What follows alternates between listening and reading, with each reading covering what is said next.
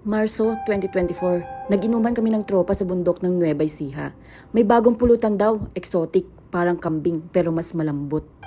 Pagdating namin, may kawali sa gitna, may sabaw, may pritong karne, mapula ang mantika, kakaiba ang amoy, pero ang lasa, malambot, malasa, parang kakaibang sarap.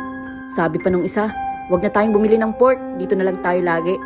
Tuloy ang tagay, tawanan, kwento, pero bigla akong nakaramdam na parang may nakatingin. Hindi ko alam kung bakit pero lumabig ang batok ko.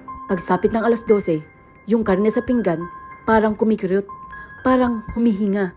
Napatingin ako sa matandang lalaki na nagdala ng karne. Tahimik lang siya tapos ngumiti. At may nilabas sa bulsa, maliit na patpat, may nakatali. Yan ang ulong niya kanina, bulong niya.